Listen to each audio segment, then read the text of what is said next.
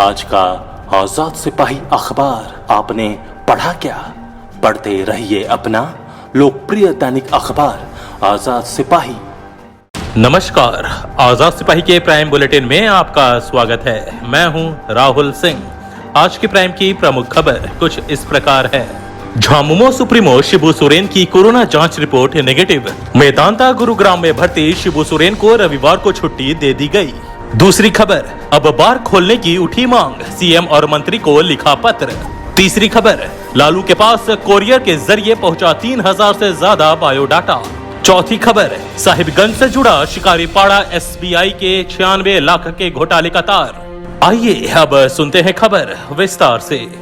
Jhamumo supremo Shibu Soren की जांच report corona negative आई है। अब स्वास्थ्य में भी पहले से काफी सुधार है। मेदांता गुरुग्राम में भर्ती शिबू सोरेन को रविवार को छुट्टी दे दी गई। शिबू सोरेन को कोरोना पॉजिटिव होने के बाद 26 अगस्त को मेदांता गुरुग्राम में भर्ती कराया गया था।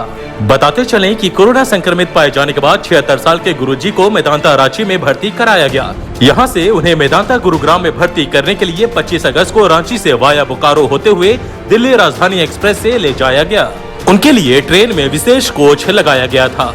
गुरुजी को पहले एयर एम्बुलेंस से दिल्ली ले जाने पर विचार किया गया, लेकिन उनका ऑक्सीजन लेवल कम था और प्लेन के ऊपर जाने के बाद ऑक्सीजन और कम हो जाता, इसलिए यह विचार छोड़ दिया गया। फिर एम्बुलेंस से ही दिल्ली ले जाने पर मंथन हुआ। इसमें करीब 17 से 18 घंटे लगते, इसलिए इस विकल्प को भी छोड़ दिया गया। फिर राजधानी एक्सप्रेस में एक स्पेशल बोगी उपलब्ध कराकर उन्हें दिल्ली भेजा गया, क्योंकि कोरोना संक्रमित होने की वजह से उन्हें सामान्य बोगी में नहीं ले जाया जा सकता था। रेल मंत्री के निर्देश पर स्पेशल बोगी की व्यवस्था हुई और उन्हें ट्रेन से दिल्ली रवाना किया गया। अब नजर डालते हैं आज की दूसरी प्रमुख खबर पर। झारखंड खुदरा शराब विक्रेता संघ ने मुख्यमंत्री हेमंत सोरेन और मंत्री जगन्नाथ महतो को पत्र लिखकर राज्य में होटल रेस्टोरेंट की तरह भी बार खोलने की मांग की है। संघ के महासचिव सुबोध कुमार जायसवाल का कहना है कि राज्य में 5 महीने से बार बंद है। केंद्र ने अनलॉक में 29 अगस्त को बार भी खोलने का आदेश दिया था, लेकिन यह राज्य में अब तक नहीं खोला जा सका है। संघ के अध्यक्ष अचित साव के अनुसार जब रेस्टोरेंट में बैठकर खाया जा सकता है, कोल्ड ड्रिंक्स जूस पिया जा सकता है, तो बियर शराब पीने में क्या परेशानी है? बार को रात के 10 बजे तक खोला जा सकता है। इससे सरकार को राजस्व भी प्राप्त होगा। संघ ने यह भी कहा कि बार मालिक 5 महीने से दुकान का रेंट, बिजली, स्टाफ का खर्च बिना व्यवसाय के वहन कर रहे हैं। इससे उनकी आर्थिक स्थिति खराब हो चुकी है, इसलिए बार खोलने का आदेश जारी किया जाना चाहिए। अब नजर डालते हैं आज की तीसरी प्रमुख खबर पर। राजद अध्यक्ष लालू प्रसाद यादव से रिम्स निदेशक के बंगला में मिलना अब मुश्किल हो गया है। बिहार चुनाव में टिकट की आस रखने वाले या किसी परिचित की पैरवी करने के लिए रांची आने वाले लोगों को अब मायूसी हाथ लग रही है, लेकिन बिहार के नेताओं ने हार नहीं मानी है।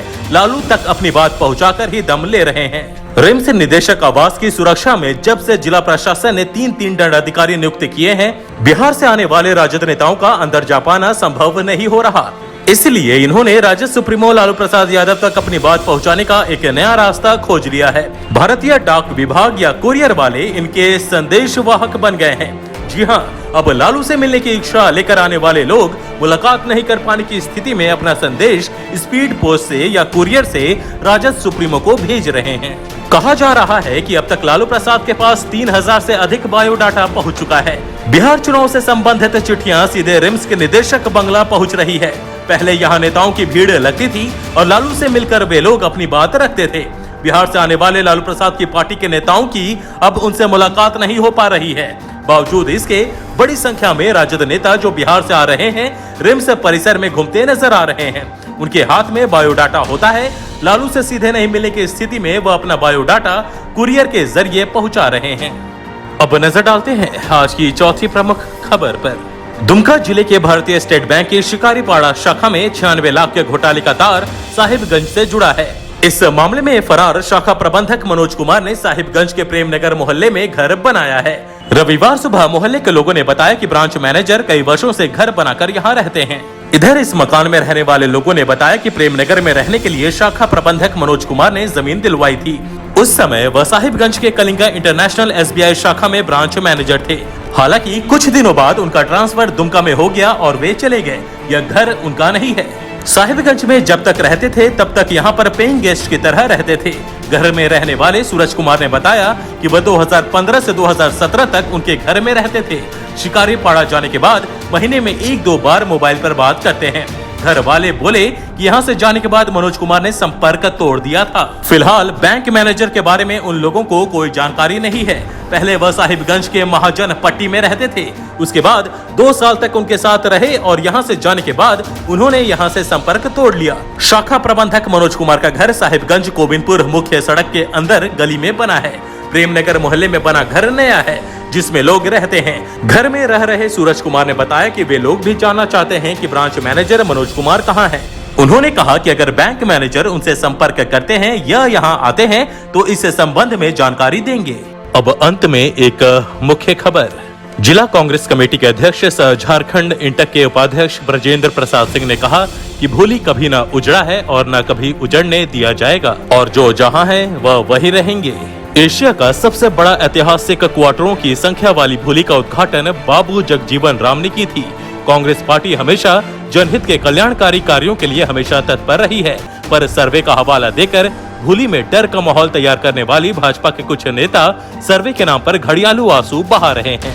भोली के बीसीसीएल आवासों का भोली टाउनशिप एडमिनिस्ट्रेशन प्रबंधक की ओर से सर्वे कराने की सूचना से वहां के लोग आतंकित और परेशान हैं। कांग्रेस पार्टी वहां की जनता को किसी भी रूप से परेशान नहीं देख सकती। प्रबंधन यदि उन्हें परेशानी देने की कोशिश करेगा तो जनता उसे दुत्कार कर भगाएगी। इससे संबंधित मामलों में सबसे बड़ा जिम्मेवार बीसीसीएल प्रबंधन है। आज के आजाद सिपाही के प्राइम बुलेटिन में बस इतना ही। देश विदेश की तमाम बड़ी खबरों के लिए आप पढ़ते रहिए अपना लोकप्रिय दैनिक अखबार आजाद सिपाही।